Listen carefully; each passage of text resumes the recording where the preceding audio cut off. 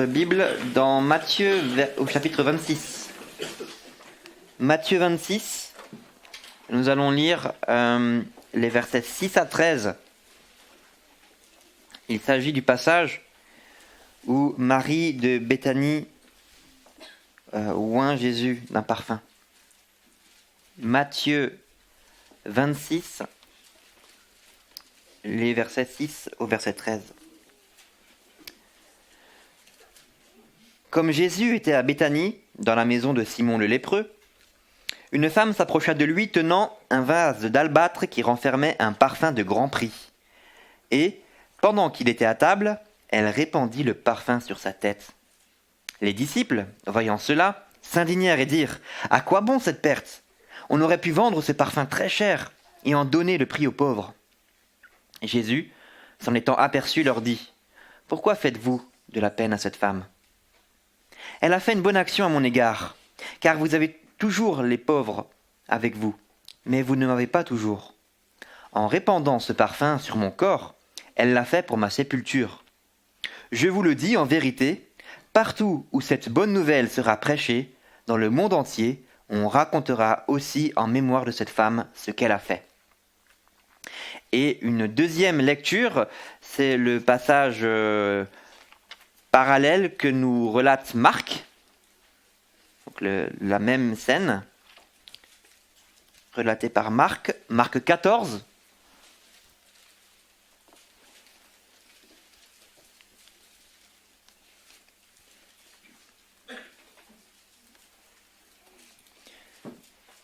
Marc 14, les versets 1 à 9. Marc 14, 1 à 9. La fête de Pâques et des pains sans levain devait avoir lieu 2 jours après. Les principaux sacrificateurs et les scribes cherchaient les moyens de faire arrêter Jésus par ruse et de le faire mourir. Car ils disaient que ce ne soit pas pendant la fête, afin qu'il n'y ait pas de tumulte parmi le peuple. Comme Jésus était à Béthanie, dans la maison de Simon le lépreux, une femme entra, pendant qu'il se trouvait à table.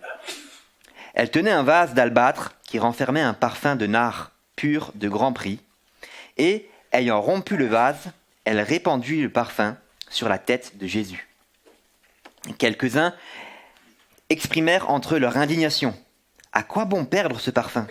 On aurait pu le vendre plus de 300 deniers et les donner aux pauvres. » Et ils s'irritaient contre cette femme. Mais Jésus dit : « Laissez-la. Pourquoi lui faites-vous de la peine ? Elle a fait une bonne action à mon égard. Car vous avez toujours les pauvres avec vous, et vous pouvez leur faire du bien quand vous voulez. Mais vous ne m'avez pas toujours. Elle a fait ce qu'elle a pu. Elle a d'avance embaumé mon corps pour la sépulture. Je vous le dis en vérité, partout où la bonne nouvelle sera prêchée dans le monde entier, on racontera aussi en mémoire de cette femme ce qu'elle a fait. » Jusqu'ici les lectures, et je laisse la place à Aristide pour la prédication. Et peut-être qu'il y a aussi le moment pour les enfants. C'est le moment pour les enfants de rejoindre Denise pour l'école du dimanche.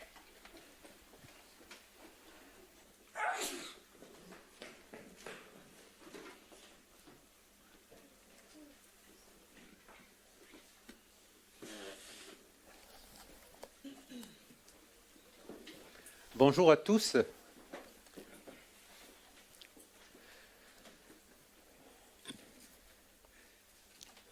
C'est un passage qui est intéressant parce que dans la parole de Dieu, il y a plusieurs passages qui nous parlent un peu aussi des faits qui sont similaires. Nous allons les voir tout à l'heure.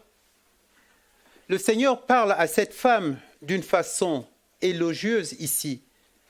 Comme il le dit ici, je vous le dis en vérité, partout dans le monde où cette parole sera prêchée, on racontera aussi en mémoire de cette femme, on dira ce qu'elle a fait. C'est une bonne chose que le Seigneur parle comme ça à des gens, que le Seigneur admire ce que les gens ont fait. Et en disant cela, je me dis, on pense aussi à ce centenier où le Seigneur admire sa foi. Il y a tant de personnes comme ça où le Seigneur a admiré vraiment le comportement des gens, leur attitude. Et le plus souvent, quand je lis des passages comme ça, où je vois le Seigneur faire vraiment des éloges comme ça aux personnes, et je me dis, et quand le Seigneur regarde Aristide, et chacun peut-être pour sa part, est-ce que le Seigneur est content? Est-ce qu'il est fier de moi? C'est une chose admirable de savoir vraiment que le Seigneur a admiré ce que cette femme a fait ici.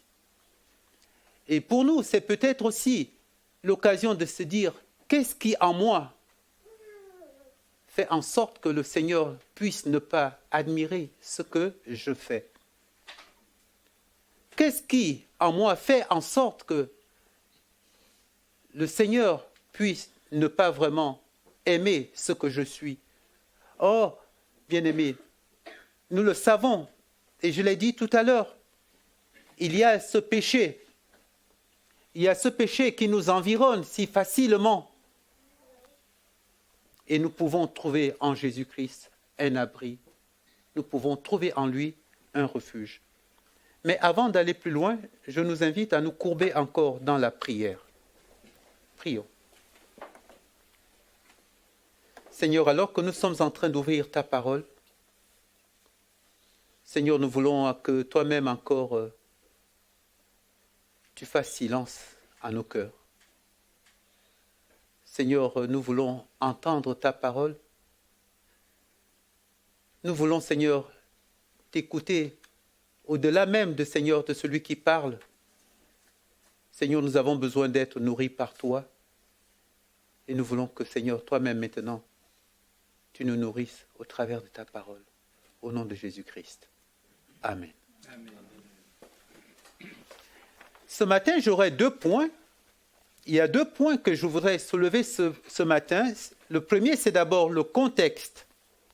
Le contexte, nous allons nous arrêter dans Matthieu 26, que nous avons lu tout à l'heure.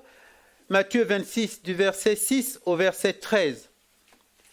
Le passage qui est similaire aussi ici, c'est celui que nous avons aussi lu dans Luc 14. Donc, le premier point ici, c'est le contexte. Ce contexte ici, nous l'avons lu dans Marc, il nous est dit quand est-ce que cette scène a lieu.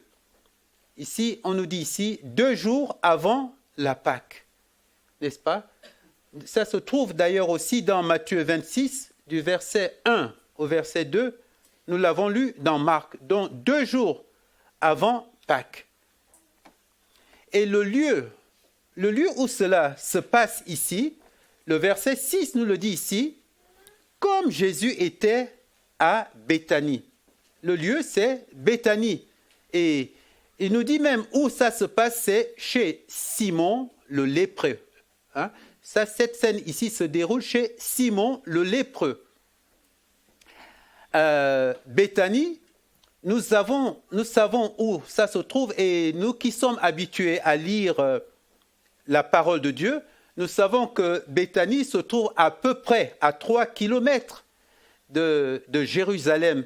Et ceci, nous l'apprenons toujours dans la parole de Dieu, toujours dans l'évangile de Jean, au chapitre 11, le verset 18. Donc, à peu près à 3 kilomètres de Jérusalem. Donc, pour parler un peu avec les références bibliques, il est question de 15 stades.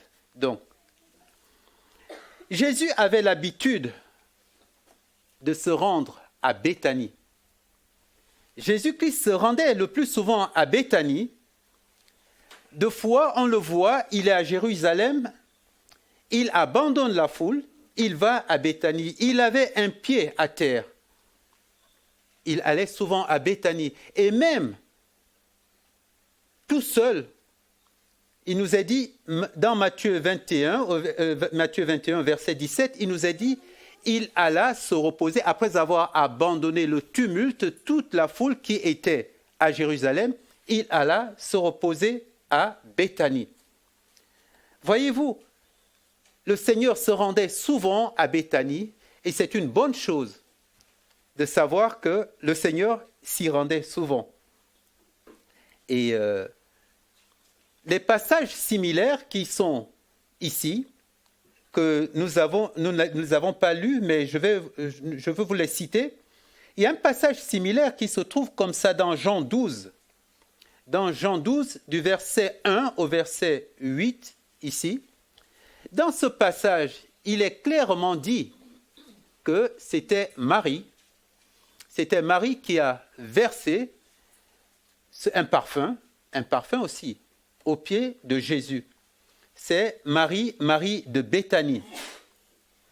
Marie de Béthanie, c'est Marie qui a versé ce parfum sur les pieds de Jésus. Marie, nous connaissons bien de quelle Marie il s'agit.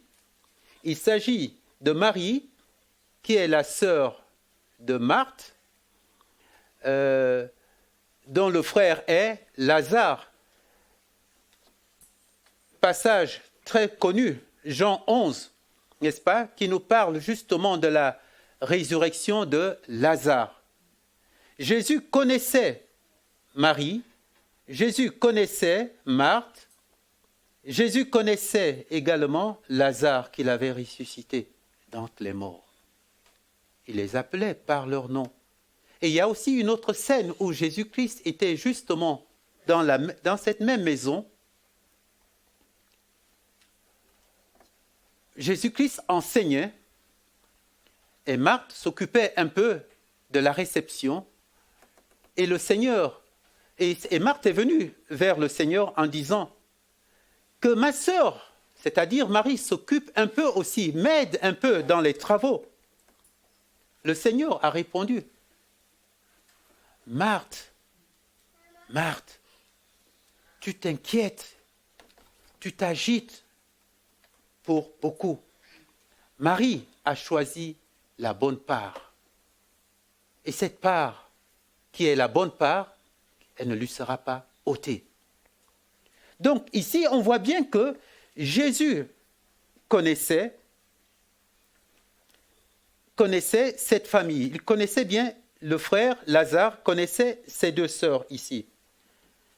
Et c'est vrai aussi la similitude qu'on peut faire ici. Lorsque le Seigneur donne l'explication, il dit aussi ici, il le fait c'est envers ma sépulcre qu'elle le fait ici, Marie. Mais le Seigneur ne fait pas d'éloge en ce qui concerne Marie. Et le deuxième passage similaire aussi qui se trouve dans Luc 7, du verset 36 au verset 50. Il s'agit d'une femme pécheresse. Cette femme pécheresse entre non pas dans la maison de Simon le lépreux, mais il entre chez un pharisien. Et la scène ne se passe pas à Béthanie, c'est plutôt à la suite d'un périple où le Seigneur était d'abord à Capernaum et ensuite à Naïn. C'est là où cette scène-là a exactement lieu. Et là, le passage que nous avons lu tout à l'heure, que Valentin nous a lu, il est question plutôt des disciples. Ce sont des disciples qui se sont indignés, quelques-uns des disciples, nous dit Marc, alors que Matthieu nous dit c'était les apôtres.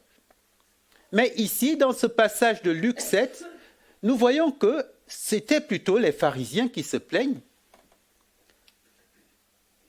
Et pourquoi ils se plaignent, les pharisiens? Ils s'irritent, ils se disent, mais celui-là n'est pas le Christ. Celui-là n'est pas un prophète. Parce que s'il était un prophète, il saurait qui est la femme qui est en train de verser du parfum sur lui. Et il l'aurait chassé. C'était une femme pécheresse.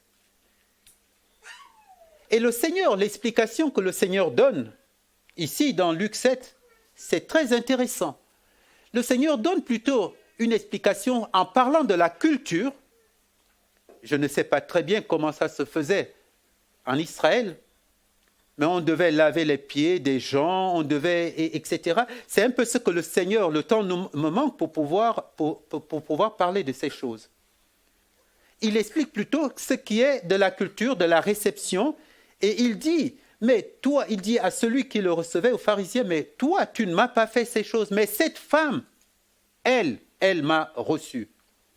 Et ce qui est admirable encore en ce qui concerne cette femme pécheresse, elle a trouvé grâce aux yeux de Dieu.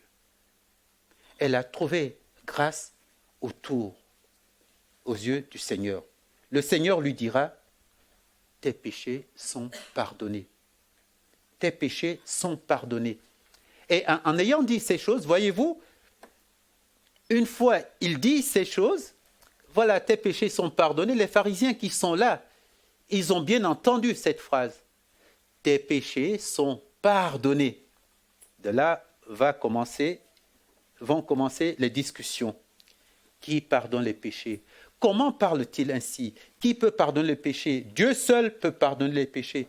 Et bien aimé, avec moi, une chose est importante ici, c'est que cette femme pécheresse a trouvé grâce. Et cela m'amène maintenant au deuxième point.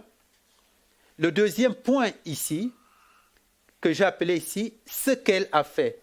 Non pas la femme pécheresse, non pas Marie ici, mais donc nous revenons dans Matthieu 26. Vous êtes bien rendu compte ici que dans ce texte, on ne nomme pas Marie d'une manière précise. Il nous est parlé tout simplement ici d'une femme. Donc je dirais ici, cette femme, qu'est-ce qu'elle a fait? Encore une fois, si ce matin, je parle d'autre chose, ou je parle un peu de la culture, comment les choses se passaient en Israël, il me semble que je serais passé à côté du sujet. Si ce matin je parlais du couronnement du Seigneur ici, c'est vrai, c'est ce parfum qui est versé sur sa tête, ça peut faire allusion au couronnement du Seigneur. Le Seigneur est roi. Mais voyez-vous, ça ce sont des textes qui sont délicats où le Seigneur lui-même a déjà donné l'explication. L'explication est donnée ici, nous ne pouvons rien ajouter. Nous ne pouvons dire autre chose que ce que le Seigneur a dit ici. N'est-ce pas? Je relis ici. Pourquoi faites-vous de la peine à cette femme? Elle a accompli une bonne action à mon égard, car vous avez les pauvres avec vous, mais moi, vous ne m'avez pas toujours. Et le Seigneur explique, le verset 12, en répandant ce parfum sur mon corps, elle a fait pour ma sépulture. En vérité, je vous le dis, partout où cette bonne nouvelle sera prêchée dans le monde entier, on racontera aussi en mémoire de cette femme ce qu'elle a fait. Qu'est-ce que cette femme a fait? Elle a versé un parfum d'un grand prix sur la tête du Seigneur. Et le Seigneur explique ce geste. Il a fait pour ma mort. Jésus-Christ est mort pour nos péchés. Voyez-vous, ce geste que cette femme fait, je me suis dit, est-ce qu'elle a elle-même, elle a compris, avant de faire ce geste, est-ce qu'elle avait compris ce qu'elle avait fait? Le Seigneur l'explique. Elle parle de la mort du Seigneur Jésus-Christ. Elle annonce par avance ce qui allait se passer 2 jours après, puisqu'on nous a dit ici, c'était 2 jours après. La mort du Seigneur Jésus-Christ. Bien-aimés, l'évangile que nous annonçons, l'évangile que nous prêchons est basé sur la mort du Seigneur Jésus-Christ. L'évangile que nous prêchons, la bonne nouvelle, celle que nous annonçons, la mort du Seigneur Jésus-Christ est au centre. Il est étonnant de voir que beaucoup, même les apôtres, les disciples, n'avaient pas compris. Cette scène dont nous venons de lire ici, si on voit d'un côté, d'abord, je commencerai par dire les protagonistes qui sont ici. Simon le lépreux, on ne l'entend pas beaucoup. On est pourtant chez lui. On ne l'entend pas. Par contre, on entend les disciples ici, les apôtres. Marc nous disait quelques-uns, mais ici, il nous a dit des apôtres, n'est-ce pas? Les apôtres n'ont pas compris ce qui se passait. Pour eux, je ne sais pas. Je pense, Olivier, c'est notre pasteur qui avait dit que ça valait à peu près 1500 euros, le prix du parfum ici, je crois, de mémoire comme ça. Plus, ouais, 15 000, je ne sais plus, par là. Une année de salaire. Voilà, une année de salaire, c'était important, c'était une somme importante. Et on voit ici que ces disciples, pour eux, ce qui était important ici, quel gâchis, quel gaspillage. On aurait pu le vendre et le donner aux pauvres. Ils n'avaient pas compris. Ils étaient à côté de la plaque. Ils n'ont pas compris. Et encore une fois, ce n'est pas étonnant. On a l'impression qu'à chaque fois que le Seigneur parle de sa mort, à chaque fois que le Seigneur parle de sa mort ici, les gens ne comprennent pas. Vous vous rappelez de cette scène où le Seigneur pose la question à ses disciples. Les gens disent que je suis ceci, les gens disent que je suis celui-là, et vous, que dites-vous donc que je suis? Pierre a répondu, tu es le Fils de Dieu. Tu es le Fils de Dieu vivant. Le Seigneur lui dira, Pierre, fils de Jonas, tu es heureux parce que tu connais ces choses. Mais c'est mon Père qui est dans le ciel qui t'a révélé ces choses. Ce n'est pas par la chair ni par le sang que tu connais ces choses, mais c'est mon Père qui est dans le ciel qui t'a révélé ces choses. La suite de ce passage que nous lisons dans Matthieu 16 continue à nous dire. Alors le Seigneur commença à leur parler de sa mort. Lorsque le Seigneur commence à leur parler de sa mort, il faudra qu'il soit arrêté, etc., etc. Et Pierre de reprendre toujours la parole. À Dieu ne plaise, cela ne t'arrive. Il n'avait rien compris. Et combien de fois le Seigneur avait parlé de sa mort? Et on voit là dans cette scène, si nous revenons dans cette scène qui se passe ici, ces gens n'ont pas, les disciples n'ont pas compris. Et les pharisiens aussi, qu'avaient-ils compris de la mort du Seigneur Jésus? C'est vrai, les pharisiens n'étaient pas là dans cette scène. Mais qu'avaient-ils compris? Que voyaient-ils d'ailleurs en Jésus-Christ? Ils voyaient en Jésus-Christ un concurrent, quelqu'un de très fort. Les gens allaient vers lui. Les gens voyaient les miracles. Les gens étaient attirés. Les gens étaient étonnés, étaient surpris de son enseignement. La foule allait plutôt vers lui. La foule, le peuple l'écoutait. Les gens allaient plutôt vers le Seigneur. Et pour eux, voici un concurrent qu'il fallait éliminer. La mort du Seigneur Jésus-Christ. Voilà, pour eux, c'était quelqu'un de gênant qu'il fallait supprimer. Bien évidemment, bien-aimés, la mort du Seigneur Jésus-Christ n'est pas un accident. Ce n'est pas un assassinat. Pour d'autres, en faisant cela, ils pensaient peut-être se rendre utiles, mais ils étaient en train d'accomplir le plan de Dieu. Bien-aimés, ce que cette femme est en train de faire ici, elle annonce la mort de Jésus-Christ, celle qui devait arriver.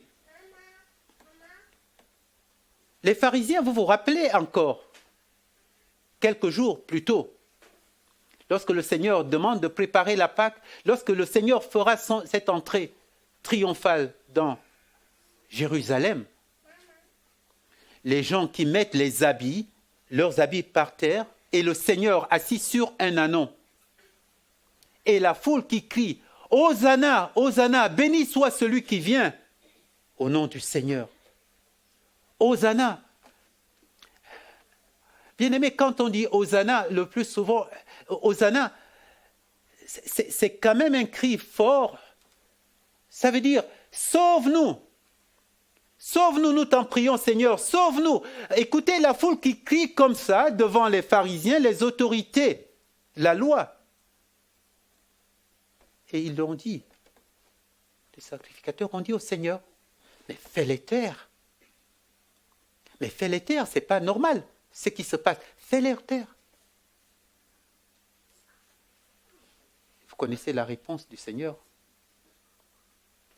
S'ils se taisent, vous savez, s'ils se taisent, les pierres crieront. Mais Jésus-Christ, son temps n'était pas encore là. Son temps n'était pas encore arrivé. Il fallait qu'il se débarrasse du Seigneur Jésus-Christ. Il fallait qu'ils éliminent le Seigneur Jésus-Christ. Bien-aimés, après avoir parlé des disciples, des pharisiens et les Romains qui étaient là, finalement pour eux, qui était Jésus-Christ? Ce n'était rien, c'était personne.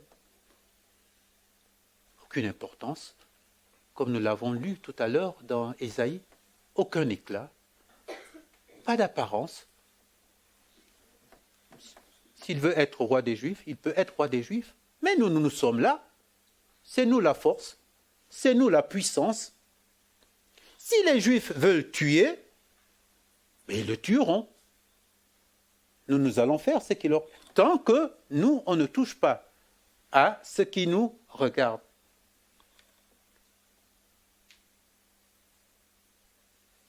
Bien-aimés, arrêtons-nous 2 secondes.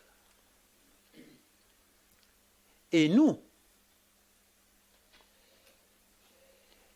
aujourd'hui, et toi, aujourd'hui, je voudrais vraiment que nous puissions comprendre ce geste que cette femme fait ici, ce parfum qu'elle met ici sur la tête du Seigneur, et le Seigneur de l'expliquer ici. Comment comprenons-nous la mort du Seigneur Jésus-Christ? Comment comprenons-nous cette mort? Et c'est très intéressant que Valentin ait lu Ésaïe 53, n'est-ce pas? Ésaïe 53 commence comme ça, qui a cru? Qui a cru ce qui nous était annoncé? Qui a cru à celui dont le bras de l'Éternel s'est élevé? Derrière cette question, qui a cru? La réponse est évidente. Personne. Personne n'a compris. Personne n'avait compris qu'il fallait que Christ meure. La mort du Seigneur Jésus-Christ. La mort du Seigneur Jésus-Christ que nous sommes en train d'annoncer. Parce que c'est ce que le Seigneur nous dit ici. Le Seigneur nous dit, en vérité, je vous le dis, partout où cette bonne nouvelle sera prêchée. Il nous est dit dans le monde entier, partout, dans le monde entier, partout où cette nouvelle sera annoncée, dans le monde entier, même à Morchevillers-le-Bas, partout où cette bonne nouvelle sera racontée, on annoncera la mort du Seigneur Jésus-Christ. Bien-aimés, et ce que je voudrais faire aussi ce matin, c'est d'annoncer la mort du Seigneur Jésus-Christ. Il fallait que Christ meure. C'était le plan éternel que Dieu avait établi. Il fallait que Christ meure pour que nous puissions avoir la vie.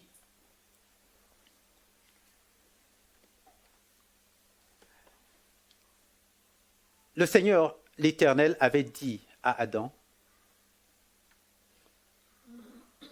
tu peux manger de tous les arbres, tu peux manger de tout, sauf cet arbre-là. Car le jour où tu en mangeras, certainement, tu mourras. À partir de ce moment, bien-aimé, le péché est entré dans le monde.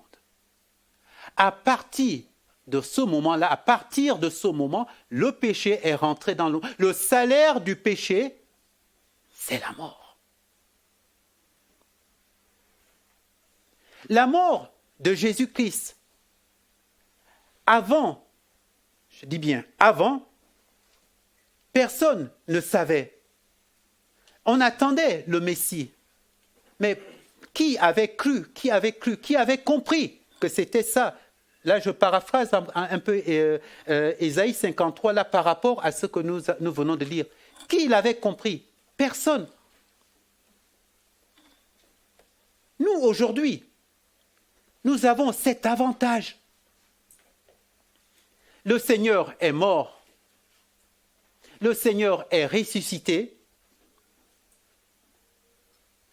Et l'évangile que nous prêchons est basé sur la mort du Seigneur Jésus-Christ. Il fallait que Christ meure. Finalement, même tous les sages, tous les érudits, que voyaient-ils en la mort du Seigneur Jésus-Christ? Peut-être quelqu'un qu'il fallait supprimer, quelqu'un qu'il fallait éliminer. Mais voyez-vous, nous à qui le Seigneur a révélé ces choses, c'était le plan de salut. Cette mort qui était finalement quelque chose de triste, quelque chose comme une fin intermède, c'était une fin. Voyez, pour illustrer un peu mon propos, je voudrais parler de Pierre encore une fois. Voyez-vous, qu'est-ce qui s'est passé lorsque le Seigneur était mort? Finalement, Pierre est retourné à ce qu'il savait faire. Pierre était un pécheur. Il a continué, il est parti. Il est reparti faire ce qu'il fallait, ce qu'il savait faire. Il a appelé ses disciples, ses frères et sœurs, André d'ailleurs. Ils ont continué, ils faisaient ce qu'il a fait. C'était fini. Et c'est là où le Seigneur le retrouve. Et c'est là où le Seigneur le retrouve. Pierre, m'aimes-tu? Il lui pose la question à 3 reprises. Pierre qui avait fui. Pierre qui avait dit, comme je l'ai dit tantôt, à Dieu ne plaise, il n'avait pas compris. Pierre qui avait renié son maître.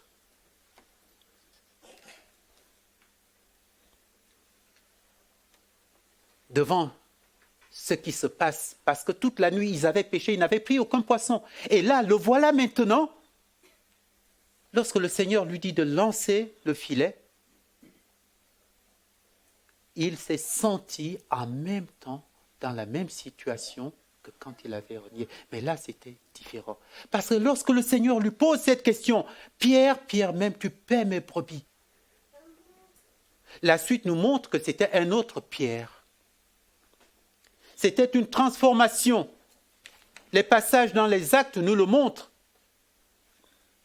Pierre qui n'avait plus peur de parler devant la foule. Pierre qui ne fuyait plus maintenant. Devant les gens, il pouvait parler. Qu'est-ce qui s'est passé, bien-aimés? Comprenez-vous? Entre ce Pierre qui y avait avant, qui n'avait rien compris, et ce Pierre maintenant, qu'est-ce qui s'est passé? Christ est mort. L'Évangile, lors de la Pentecôte, on ne reconnaît plus le même Pierre. Arrêté par le Sanhédrin, il parle avec autorité. Il ose même braver. Il dira même, vous l'avez tué, vous l'avez livré. Celui que vous avez livré le saint, vous avez livré le juste. Bien-aimés, la mort de Jésus-Christ est devenue pour nous une victoire. Elle est devenue pour nous une victoire. Ce qui était appelé défaite, en fait, quand on parle de la mort, je sais, en Afrique, lorsque il y avait un décès,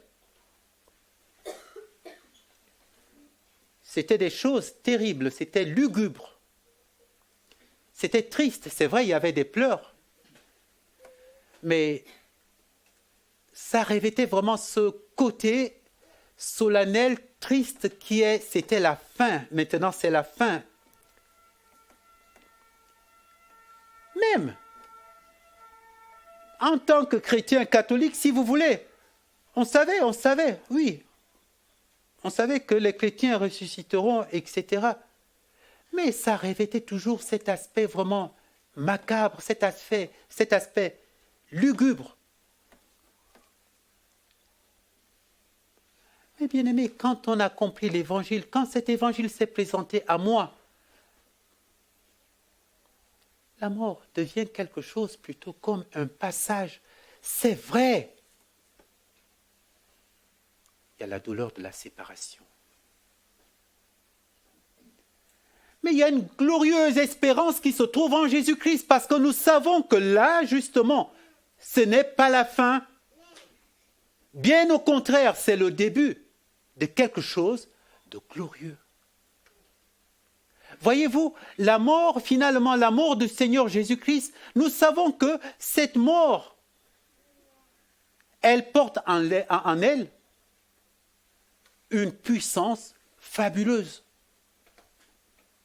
Je ne suis plus sous la condamnation. Je ne suis plus sous la condamnation, comme il nous est dit dans Romains 8. Il n'y a donc maintenant aucune condamnation pour ceux qui sont en Jésus-Christ. Pourquoi? Parce que Christ est mort pour nos péchés. Ce qui, avant, était comme... Vous voyez, l'apôtre Paul nous dit même que les sages, ce qu'on appelle les sages de ce monde, le prince de ce monde, même lui, il n'a pas compris qu'il fallait que Christ meure. Parce que s'il avait su que Christ devait mourir, alors il ne l'aurait pas tué. Voyez-vous, cette mort devient pour nous une puissance. Nous sommes libres. Nous avons la paix avec Dieu. La colère de Dieu ne repose plus sur nous. La colère de Dieu n'est plus sur nous. Cette colère, elle est tombée sur qui? Sur Christ. C'est lui qui a pris nos péchés. C'est lui qui a pris sur nous. Là, nous pouvons encore, en même temps, comme nous venons de lire ici, c'est nous. Nous étions comme eux aussi avant. Nous l'avions plutôt considéré comme puni par Dieu, comme lui dit Isaïe. Il était homme de douleur, habitué à la souffrance. La mort qui était un jugement, ce jugement qui nous condamnait, elle est plutôt devenue aujourd'hui pour nous une justification. Christ est mort pour nos péchés. Maintenant, il est notre justification devant le Père. Voyez-vous, bien-aimés, revenons à cette scène maintenant, où nous voyons cette femme verser ce parfum sur la tête du Seigneur Jésus-Christ.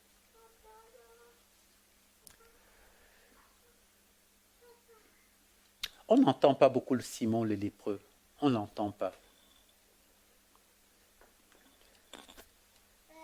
Les disciples, oh, ce parfum, on aurait pu le vendre. On aurait peut-être pu le vendre et puis construire une église plus grande.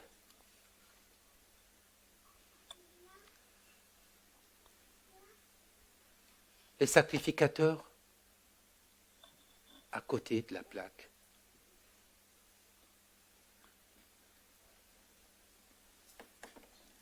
Je nous pose cette question.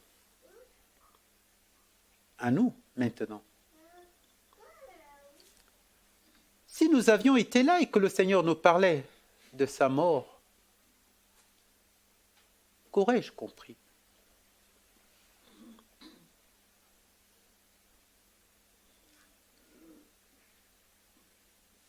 Comment ne pas nous réjouir? Comment ne pas nous réjouir, bien-aimés, de voir que ce qui se passe ici, cette scène qui se passe ici, où peut-être beaucoup ne comprennent pas. Nous, aujourd'hui, lorsque nous lisons ce texte, aujourd'hui en 2022, lorsque nous lisons ce texte, aujourd'hui, lorsque nous pouvons comprendre ce que le Seigneur lui-même ici nous dit, en vérité, je vous le dis, partout où cette bonne nouvelle sera prêchée dans le monde entier, on racontera aussi en mémoire de cette femme ce qu'elle a fait. Comment nous allons raconter au monde entier en mémoire de cette femme ce qu'elle a fait, bien-aimés? Comment nous allons raconter cela? C'est en annonçant cet évangile. C'est en proclamant aussi cet évangile. C'est en vivant aussi cet évangile.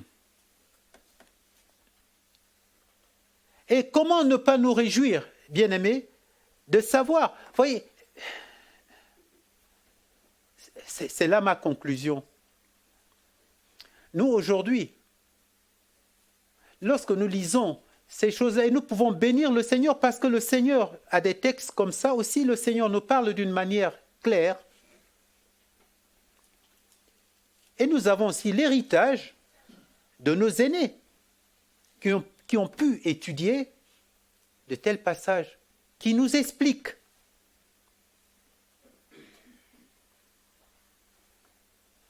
Christ est mort pour nos péchés. Voici l'évangile, bien-aimé, que nous confessons. Voici l'évangile que nous prêchons. L'évangile que nous prêchons et que nous annonçons, Christ est au centre. C'est lui qui est notre garant. C'est lui qui atteste, qui confirme, qui prend tout sur lui. C'est lui qui est notre tout. Parce qu'il nous a tout donné. Et nous avons tout pleinement en Jésus-Christ. Et nous pouvons le louer, nous pouvons le bénir, bien-aimé, pour sa parole. En d'autres termes, prêchons la parole de Dieu. Annonçons la parole de Dieu. Et cette parole, c'est Christ est mort pour nos péchés. Amen.